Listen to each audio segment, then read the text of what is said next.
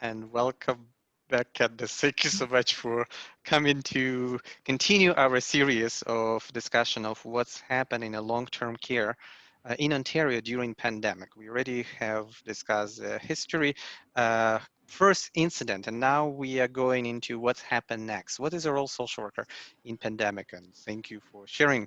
And please. Take it from here. Well, thank you everybody. If you've watched the first two parts, here we are after the discovery of our first case. And as I mentioned, I've been keeping a journal throughout this time. And back then, I just saw a documentary with Jacques Cousteau. And it sort of made me reflect upon what we're going to talk about today, which is what happened in this third stage after you've already been through all the adrenaline and preparation, and now you're in outbreak. And what that's like with working with some of the most vulnerable people in our society during this pandemic. And Jacques Cousteau was quoted saying that the ocean was something that we all feel a need to protect. But how can we protect something that we do not understand? And it made me realize that it's the same thing with long-term care. It'll be a mission to help people understand who it is and what it is that we're protecting. And it's not an abstract mass of people. So I feel privileged to be able to share with you today some of these experiences so that it's not a mass of people, but it's a collection of individuals, and they're as unique as there are there's life in the ocean, or as unique as there are stars, is what I was writing in May of 2020. So I want to talk about what the role of social work was and how we went from we just continually pivoted. Sometimes actually I physically pivoted. I know we use that word a lot, unprecedented, pivoted. And actually I thought that I was applying it for the first time to this situation back in April. And it was hardly unique, but I was saying that because I was actually pivoting between all of these different groups that I was working with, like staff, loved ones, residents, absolutely, and community and other macro actors in this society. But I also physically was doing so as well. There were times when I was in the middle of a group of people. By group, I don't mean to suggest that we were not physically distancing, but there were some people that were had to sit in a lounge area, which, as we left off, didn't have any couches or anything like that because they were fall risks. And so I remember saying to the administrator that they may not see my case notes until much later because I had been positioned in the middle of the room. The people were physically distanced around me, and I was literally going, if you can see me here, you know, talking to somebody, and I was literally going in circles for a long time. So not only was social work pivoting between groups of people that we were working with, but we were also pivoting literally, physically working with people in these groups. So I want to talk a little bit about what that experience was. I gave away the ending there, that there were a few people that had to come out of their rooms because they were falling, because we were asking people who had never been really confined to a room to stay in that one room. But for the most part, so some people had to come out. I kind of leapt there. But what happened when we had the first outbreak was a sense of fear. Like I said, we were asking residents to stay in their rooms because we did not want contamination to go from one end of the building to the other, as it had been doing in other homes. And we knew this. So in terms of transmission and infection control, that was really important. At the same time, we had to protect the confidentiality of the person who had tested positive. So believe it or not, there were people who were living in rooms very adjacent to this person who had tested positive, and they did not know. Some of them were lovely, about it. They were saying, I understand that someone has tested positive for this coronavirus in the building, and please let them know that that I'm praying for them, or that I'm wishing them well. And I wasn't able to tell them, that's your neighbor, you know, that's this person that you know. But I had to just reassure them that I would let them know that their prayers were with them. And so in some ways, social work is a carrier pigeon in that way, because I was sending messages throughout people that were not able to connect. This is important. I was mentioning to Sasha before we started recording, it's important to know, and I hope it's reassuring to know, if your loved one is in long-term care, that a lot of the support that they did find was with each other. And sometimes it was through people like myself and other members of our team, which I'll talk about, who were helping them to support each other. There's great strength in these relationships. That doesn't mean that loved ones and people that would be coming in are unimportant, because they are so important.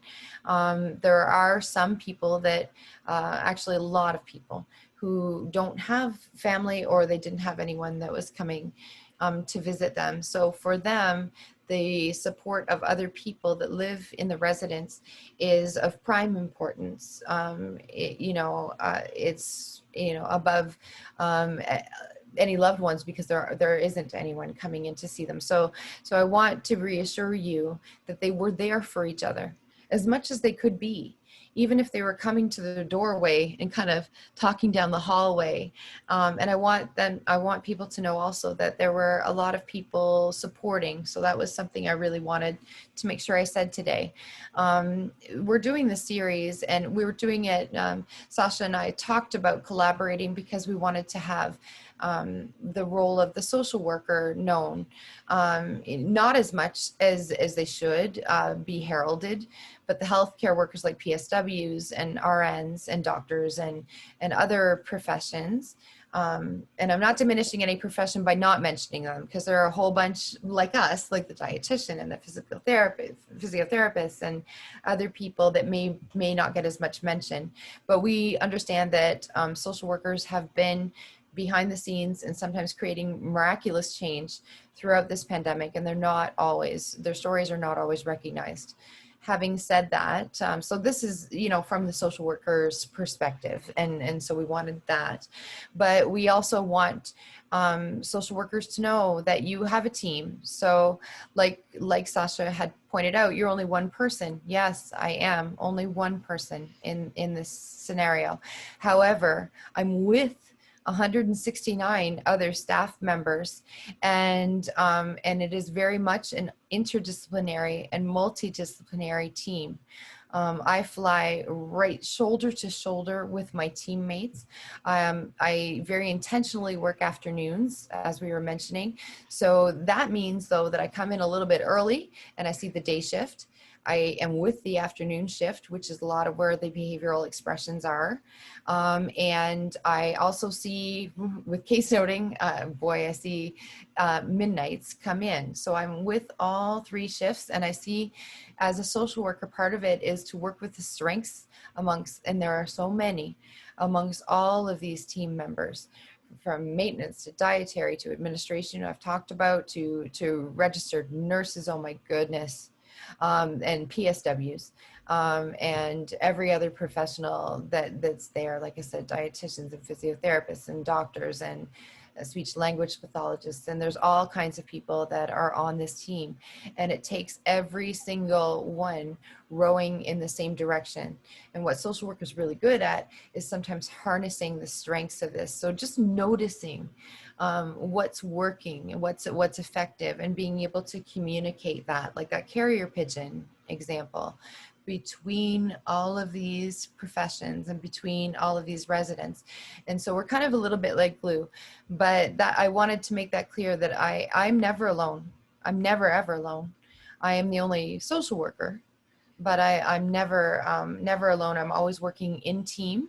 And these people, like I said to them in the emails I was talking about last night, they are heroes. They really are. They've worked under incredible pressure, And as much as this COVID-19 pandemic has been awful in many, many ways, um, at the same time, the strength and the resilience and the gifts that everybody brings have never been so needed and shone so brightly, probably in the history of long-term care, maybe in healthcare. So I want to recognize that we're talking about the social work story and what we did and what we saw, but we were always working with an incredible team all the way through. So so I want to go back to pivoting back to the residents. Indeed, you're ongoing talking to staff, but you're also one of the big pivots. I mean, after I got home at whatever that was, 1 o'clock in the morning, after the first positive case had been detected, I rushed back in the next day. And I started to work with the residents immediately. Like I said, they were restricted to their rooms. They were asked to be. And this slide shows our home is a C-class home built in 1972. And so, you can make it more bigger probably because oh, I can because I didn't, yeah, all the buttons, right? that's okay. So, so there you are.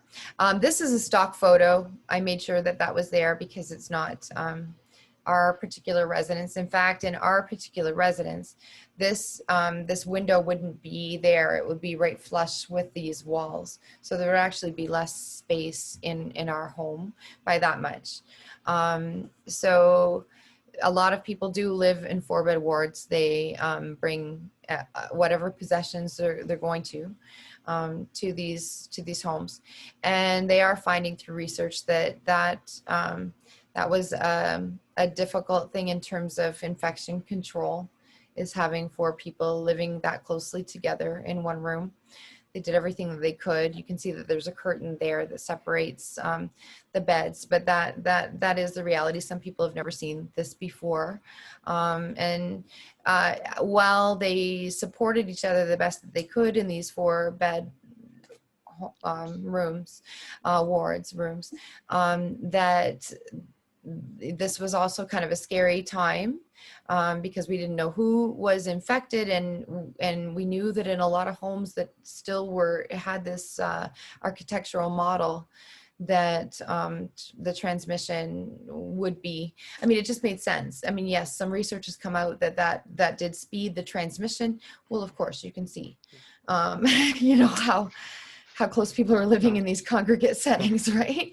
So this isn't going to be the case with social workers in every home, because there are B class and A class, and I think they call them new class homes, where the dictates of the mandates of the building are different. And I don't think, in fact, I know that they are not building long-term care homes with 4-bed rooms anymore.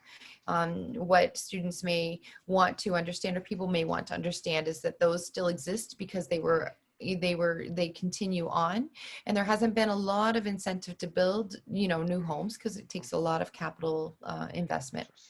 So this is the living situation for some of our people. We also have semi-private and some private rooms. Those are less, right? Because you've got less people.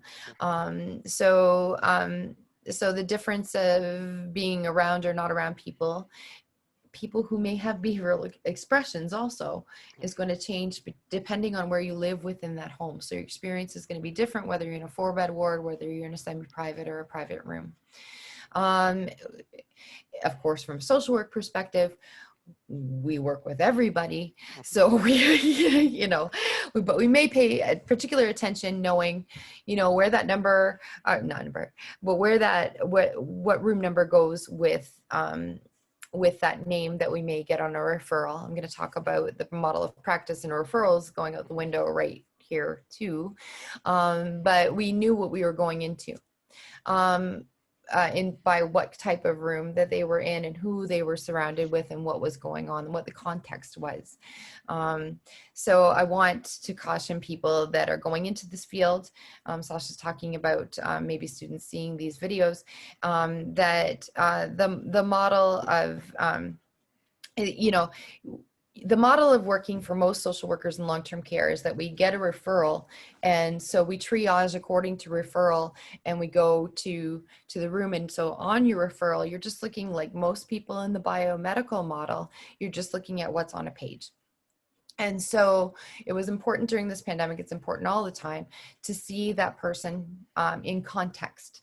So I don't think that someone's individual, profile can really tell me who the roommate is and what they're doing. In our home, we have a couple that are married and choose to live in separate four bedroom wards.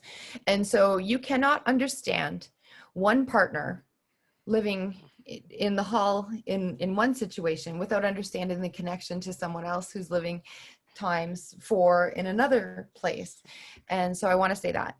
At the same time, I also want to say this. So during the pandemic, in terms of my best practice, you have to understand that in homes where there are multiple floors, they closed off the floors. In our home, we were all one floor, so they closed the fire doors. So in terms of infection control, people who lived in one part of our building have still 9 months later not seen people who live in the other part of our building, because these fire doors have been closed the whole time. And in other homes, it's between floors. They haven't seen somebody on the third floor, has not seen somebody on the second floor for 9 months at this time.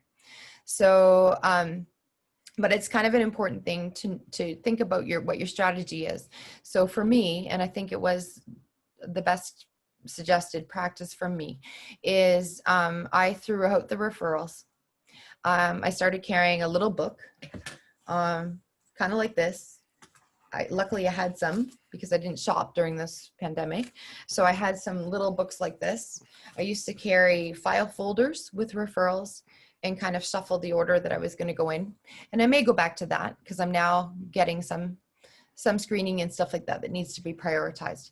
However, during the pandemic, I took a community approach. So for all these folks, what I did is I divided my work so that I wasn't going between sections of the building and I couldn't be carrying in the virus from one part to another, that I would take things by a wing. So in our home, it's north, south, east, west wings. So I would see everybody on the north wing, say. And I would go to make sure that I didn't miss anybody and nobody fell through the cracks. So if I had 5 days of the week, 4 days was each of these directions, and the 5th day were the places that I needed to go back to.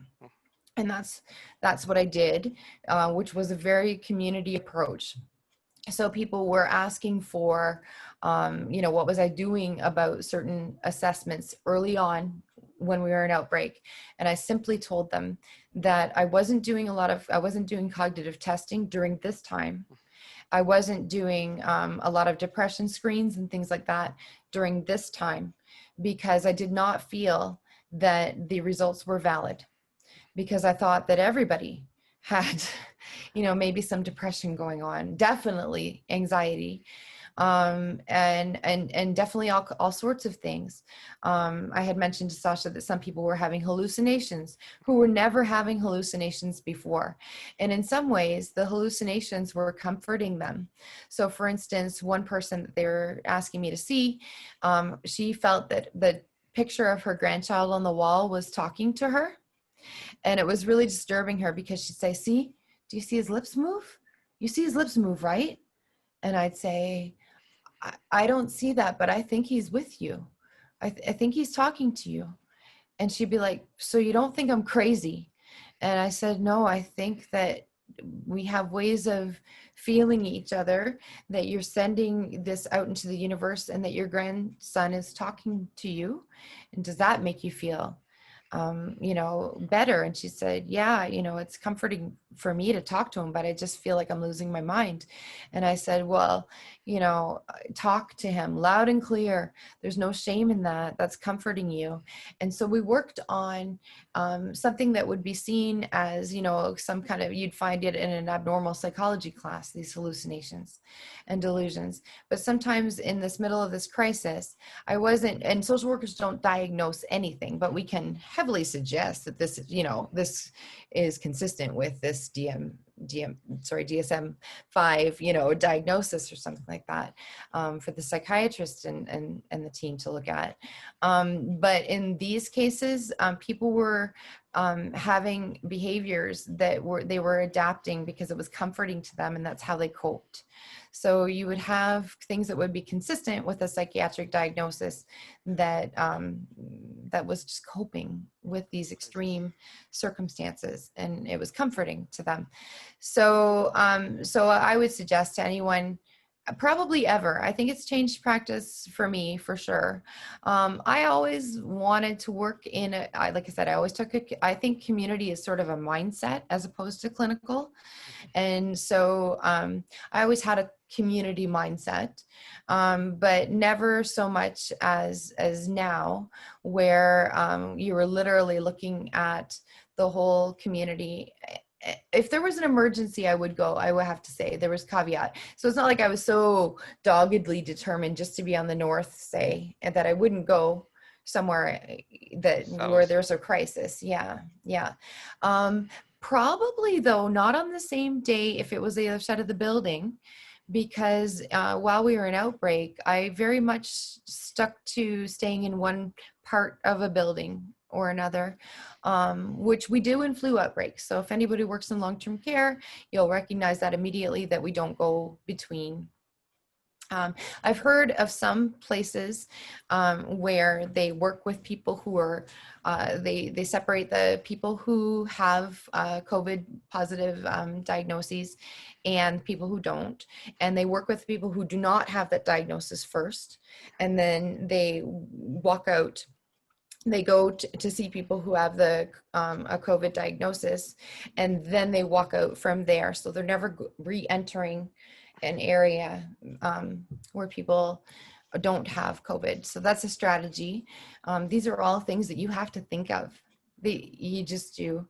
And your PPE, I don't know if in our social work courses that we talk a lot about infection control. That was something that I've learned from here. That I was happy that I had some other clinical work in hospitals where I had to train.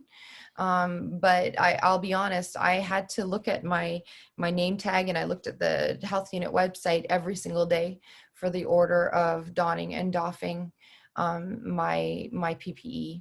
So that might be something that we want to add to curriculum. Doesn't need to be forever, but it just needs to be, how do you go about working? Okay, Candace says I should take a community approach, so I'm going to go see everybody. It's like, well, no, we really need to, you need to be able to do it systematically, not leave anybody out, but also be very wary of infection control.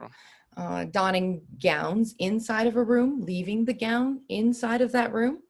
I don't know how many times nurses saved me because I was going to walk right out of the room with a gown on, and they would jump in, and you just get caught up in the moment, or you want to walk in because they're saying, Candace, I want to see you.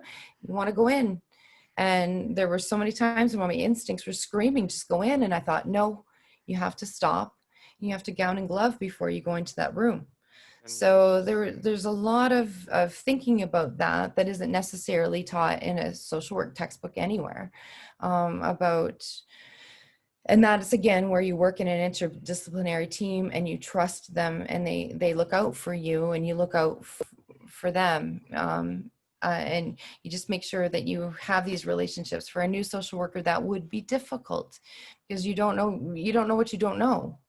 So, and it's hard to flag down a busy person and admit, I don't know, I have a master's in social work and I don't know, what the order of doffing and donning PPE is, that kind of thing. But it's important to do that. In terms of the model of care, so I'm talking about really going from clinical to community. It wasn't a hard shift for me, maybe for some. And I also want to talk about the model of care being turned upside down. So prior to COVID, now that we're coming into a different era of COVID, we are still looking at social isolation, trying to kindle relationships, how to facilitate relationships, how to facilitate communication, and being included. What are those things that are in common between people? Like I said, dancing to By the Light of the Silvery Moon, or that You Are My Sunshine song. I have to tell you about this only because it might be of interest to some. So the Clown Doctor anthem, this is something that I did for 7 years in hospitals and long-term care, was a bedside performer. And the anthem for that group was You Are My Sunshine. And I have to tell you now, in October of 2020, that it would be really okay if I never hear that song again. Like, I might be really okay. And I used to sing it all the time. I love that song. However, there were residents who heard it so many times that they started to deconstruct the lyrics. And one person in particular kind of went into hysterics saying, "They're taking my sunshine away. Who's taking my sunshine?" And I had never really stopped to think about what those lyrics say before. Um, and so not only have we sang that all day, every day, but now every time I hear it, I think of her crying about who's taking her sunshine, and I can't see it in that same way again. So anyway, I just that's a side note. But these are the types of songs that you might relate to. There were people that were trying to express anxiety and depression, and they've had strokes. And so my student now was saying that she was blown away. Some social workers haven't seen yet people who can sing if they can't speak. So I want to make a particular mention of in these conditions on this slide, the use of the arts and music can never be understated.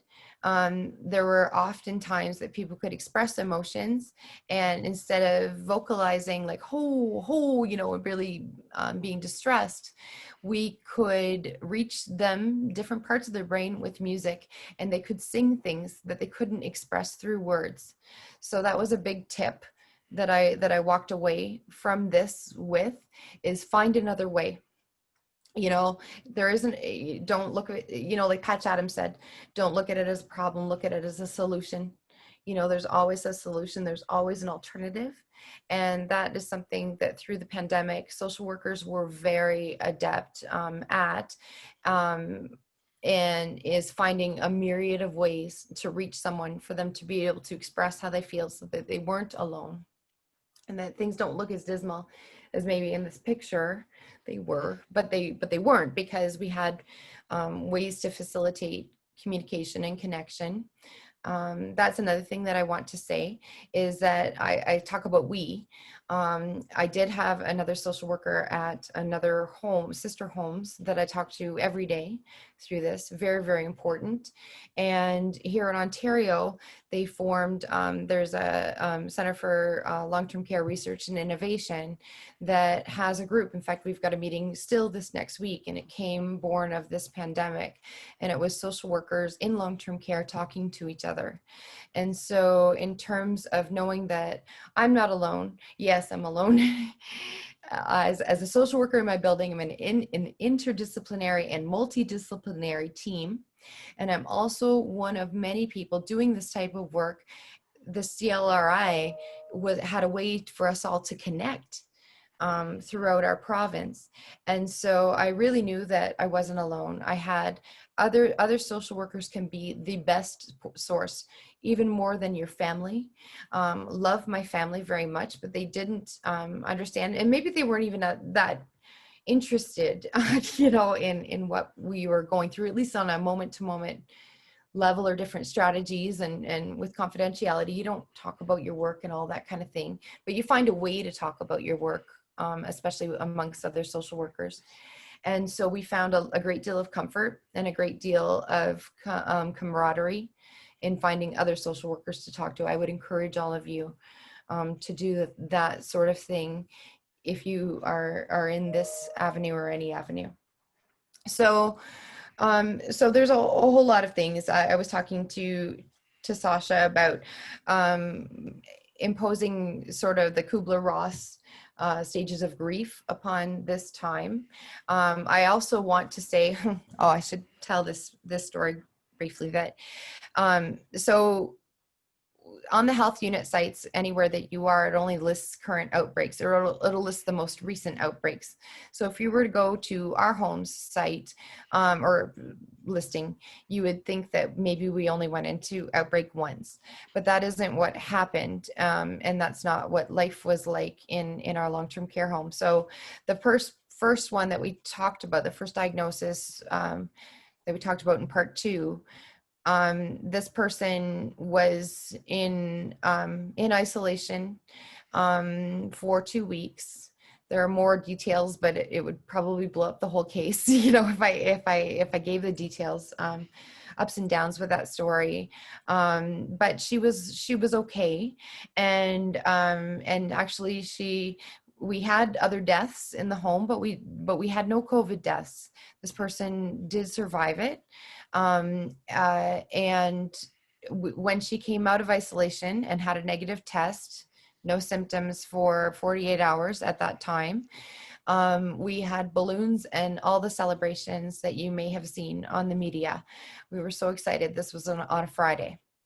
And so I thought, great, I'm going to go back to part-time now. And I took off the Monday, the following Monday.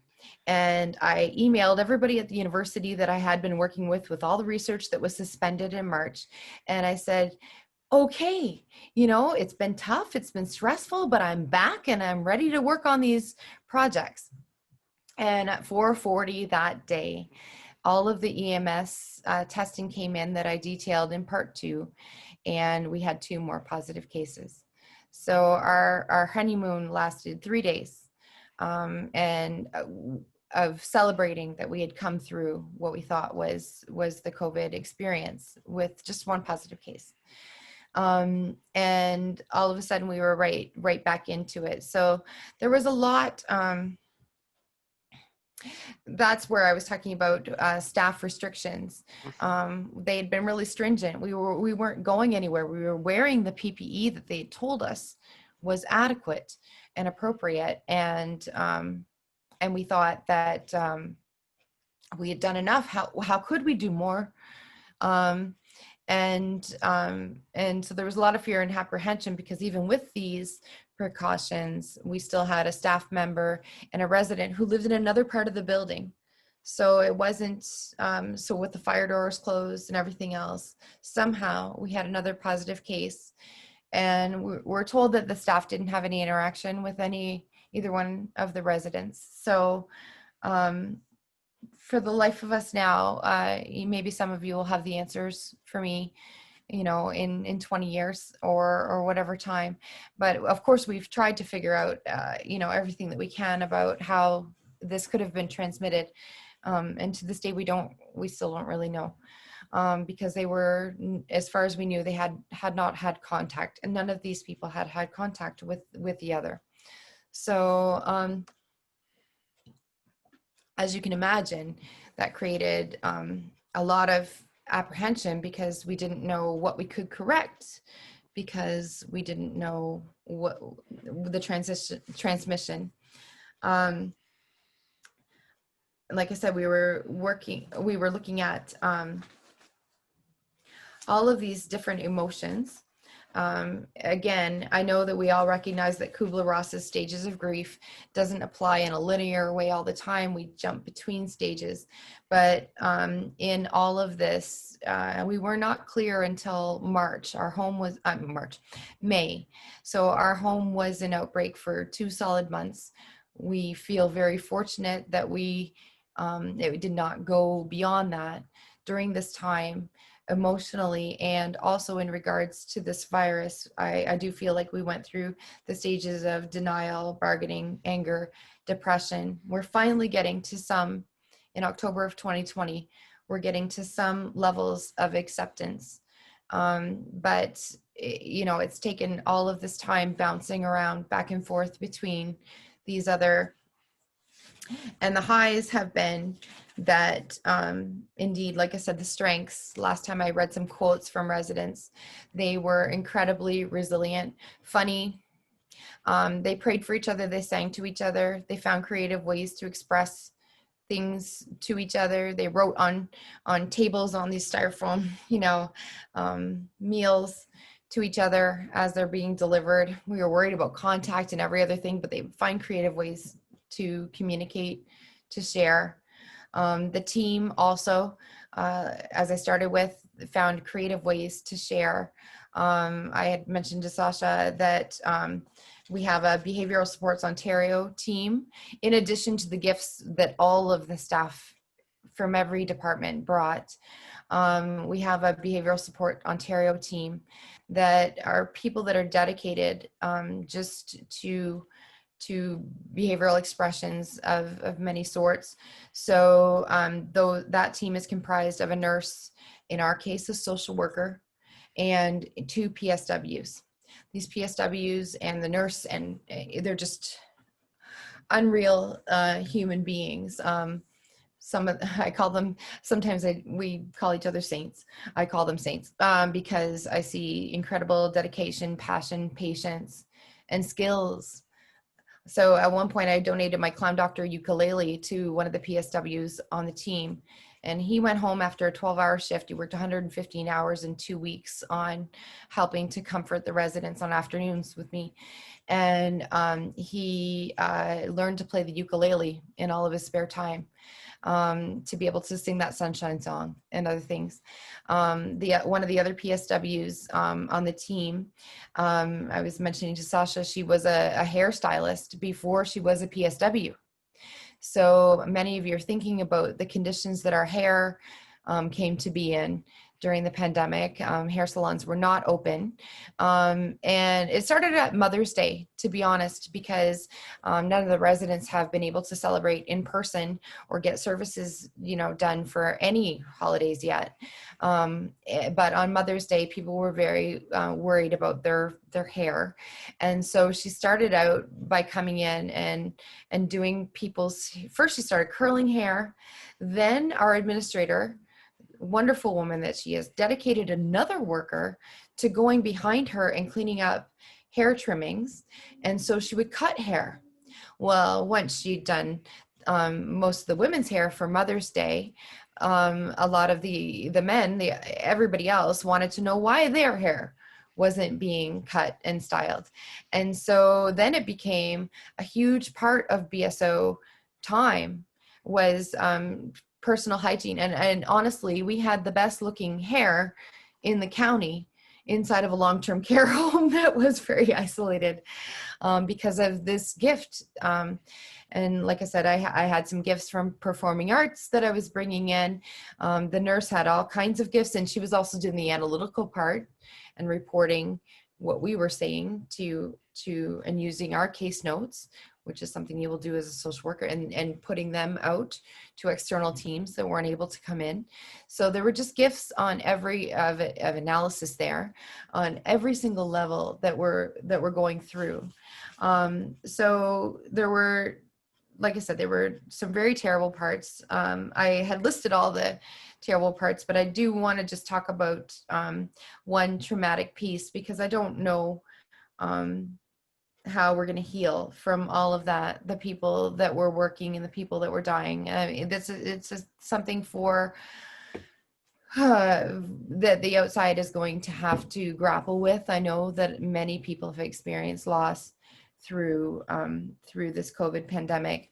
I will say that during the middle of this, April 22nd to be exact, is when it became law here that you couldn't have a job in more than one healthcare facility.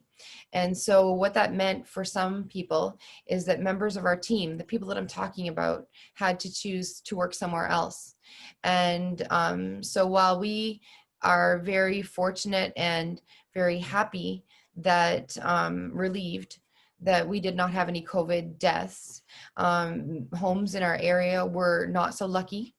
and it was the roll of the dice. So some of our team members, who one person that I was on the BSO with had to go to a harder hit home. And so as a social worker, I was receiving pieces of paper saying, call this person, they really need you. And so part of my duties or ethics, I guess, because I wasn't, it wasn't our exact home, is in my after hours, I was calling team members who I was very close to, who are now at other homes, where they were in very tough spots. I mean, double digit more, deaths from COVID in their facilities. So part of it is where you have to decide as a social worker, where do you stop and where do you end. I talked about referring people to external services, but I really felt like I needed to at least put people in contact if they were members of our team that were in other places, and just to, if they weren't going to reach out to other outside services, to at least make contact and let them know that we were thinking of them. Part of the downside, like I said, no loved ones couldn't come in, other people couldn't come in, but what was probably hardest on the staff were when people died regardless of their COVID status. So we had this as well. And we didn't have a lot of the, there were compassionate visits, but only if the person was deemed palliative, and like I'd said in our first presentation, met a certain score. There was like literally a black binder that was what to do during a death during COVID. So while we were having a compassionate visit, or even if we just knew that the person was palliative, the law changed that we had 3 hours to have the person who had passed away to have them leave the building, because they didn't know what their status might be. And so while these things were going on, I was helping the nurse, and this is something that a lot of the nurses and others are still struggling with. They had to choose a body bag basically for a person who was passing away. Funeral homes and coroners, people like that, of course, if your doctor isn't coming in, they're not coming in.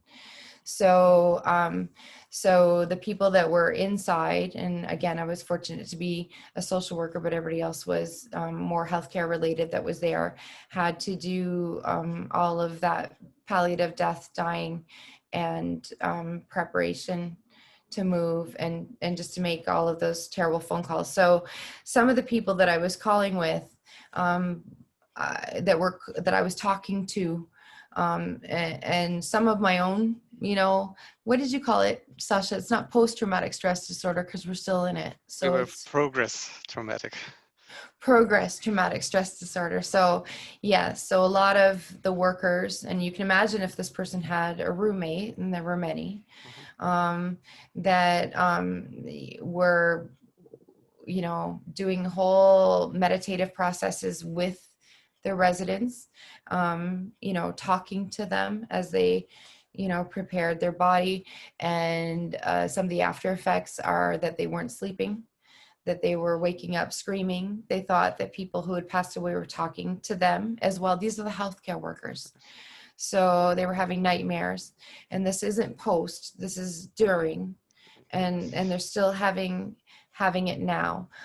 So people were doing things that they, where in social work school do we learn how to help with that?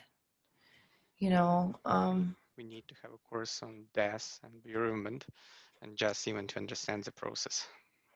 Yeah. So we do a lot of training in that way.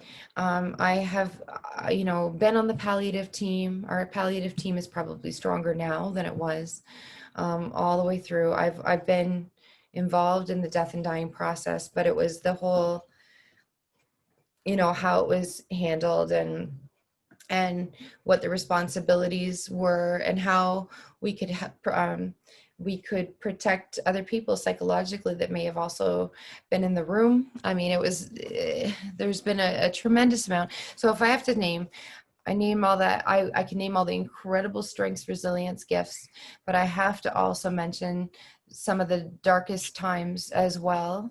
And the things, they say be kind because you don't know what else somebody's going through. Mhm. A lot of these residents and healthcare workers here went through some things that they never ever could have trained or Gen- educated or prepared for, and they're still healing, and it's going to take some time from this time. Um, so I really want to say that. Having said that, there's all kinds of things to talk about. There's going to be all kinds of things to talk about for the next 10 Definitely. years. There are three things, though, that I wanted to talk about that I was trying to carry through my practice the whole time that I want to share with you as we wrap Mhm. up. Um, so there were three through lines through all of this work, through these three presentations. And I would drive to work, an hour commute, and think about how I could help in these ways all the way through. And I think they were very helpful. And one was, I realized that this felt like an uncontrollable situation, and people, when they had autonomy and self-determination, our number one ethic, were feeling a better sense and were coping better with the pandemic. So number one was, how do I help people to feel a sense of control in an uncontrollable situation? Number two was, how to make the best of things, how to maintain a sense of optimism, how you had to guard it. So through the times that I just talked about, these hard times, how do you keep a sense of optimism? And I learned a lot of it from the residents. So my advice to a social worker would be to listen to the residents, just, be really in commune with them. You will draw strength from one another. It is not an unequal relationship. You will draw strength from one another. Number three, and this is huge, and I may, entirely actually change my dissertation to this, was, how to find hope. HOPE. What is hope? How do we find it, and how do we keep it? How do we guard it? And that was for residents, for family, loved ones, staff, and community. And that hope that I saw was, now that we're back to, six people playing bingo, people are living for Mondays when they do that. So it doesn't have to be, I hope to graduate with my PhD. It can be, I hope to, see my friends and play bingo on Mondays. But how to build in these small things, or get a message from my friend down the hall, or from the other wing, or whatever it might be.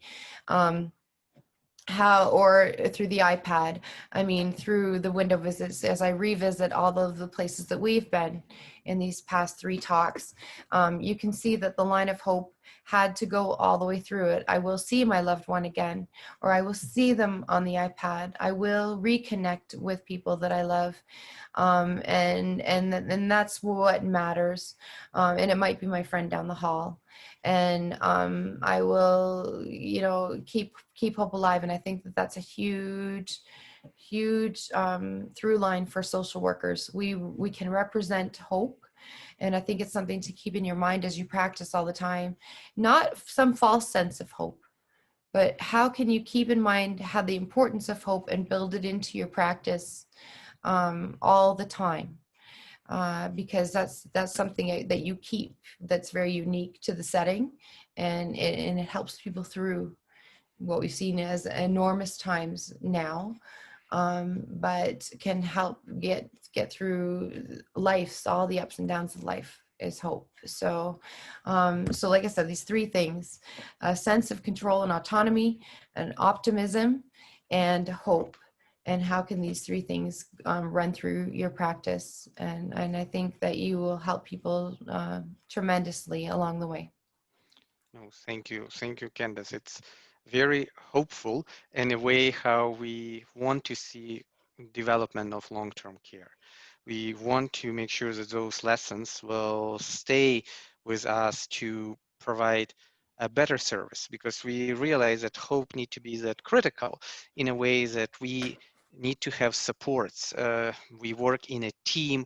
We ensure that there is ups and downs, and we looking for what we can do in creative ways, as you were sharing, on how we address those challenges. Because something which is like a structural challenge, when you have four people in a room, it's very hard to live and to have the idea of privacy, of connection, of having my time for myself. You need to share that with others, and Mhm. how you can do it in a supportive way, caring way.